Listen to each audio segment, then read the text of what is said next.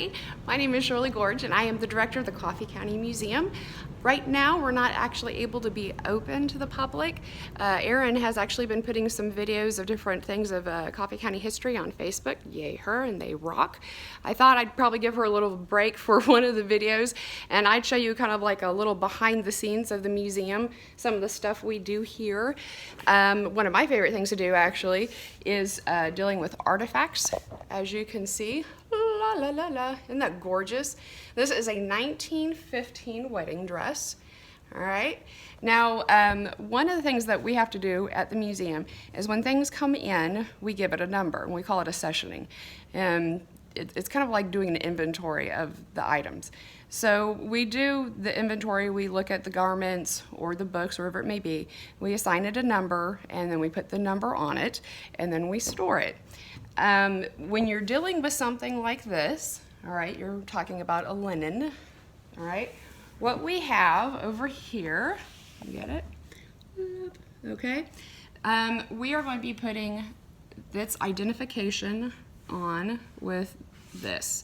We're going to be sewing it on, and actually we're only going to be doing like a whip stitch. We have like 3 little stitches because we don't want to do too much damage to the item. You'll notice that, let me try to get it. You can see it, that didn't work. There we go.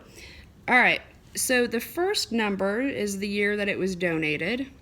Second number is going to be the person whom donated it.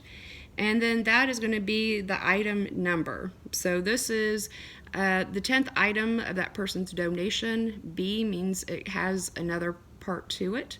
So if you look over here, all right, the dress is A, the cummerbund is B. That's how we're going to be able to tell when we get into the different archives who it belongs to. Now, when we start doing things like this, we want to make the least amount of damage. I cannot see what I'm filming, so I'm sorry. We always want to try to pick the same spot. So you'll notice that this is the right, this is left. Okay, we try to do things on the right side. When we're going through a lot of things, we don't want to touch things too much, so we want to usually put it in the same location that we can. So we're going to try to do it on the right side.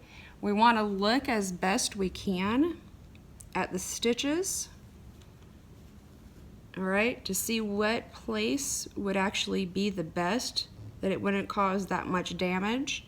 Now, like I said, I'm going to have to put 3 different stitches in. Since this has got kind of an ornament on it, it's probably going to be a little bit better to put it around something around here, okay?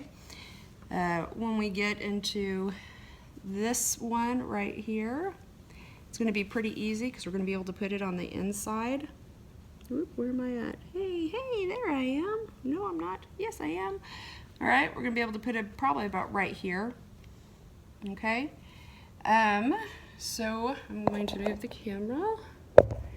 Try to move it right there. I am going to do the cummerbund first. So I've got my beautiful accession number right here.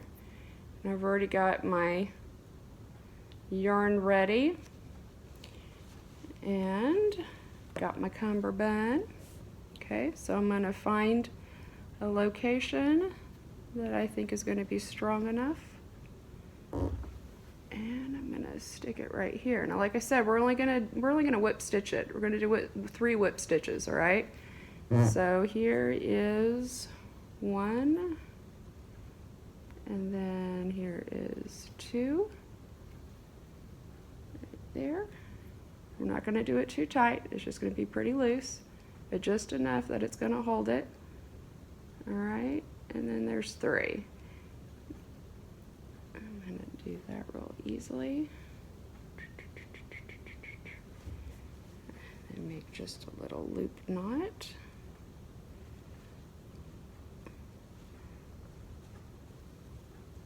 And tie it off.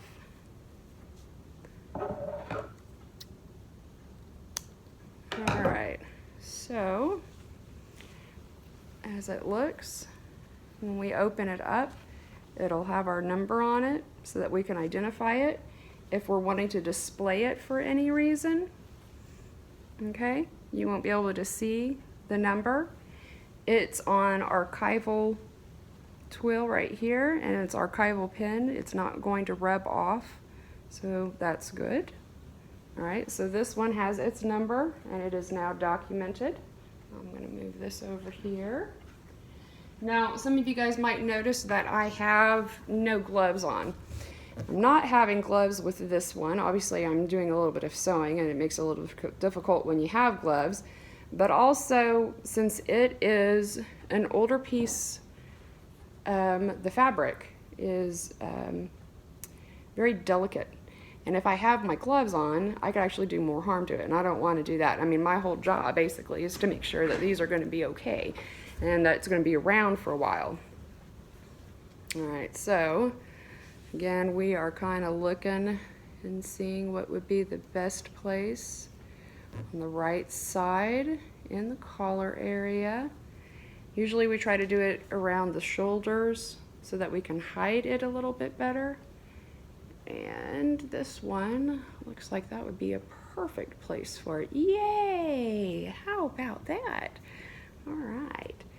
Now again, I'm just going to do 3 little stitches, and I'm not doing them tight. So there's 1, and there's 2, and number 3. Come on, baby. There we go. 3. Not tight. Turn it around. Make a little knot. We don't want it to fall off. Clip. Then, beautiful. How about that? Let me turn this back around. You can't even see it. Isn't that awesome? Yay! But whenever we go through the archives and we were like, oh God, that's gorgeous. Who'd that belong to? I need to find out more about it for the science. We're, oh, look, there it is. There's the accession number. I know exactly where to look now. All right. So, welcome to Museum Work and Accessioning. Thank you for joining me. Bye-bye.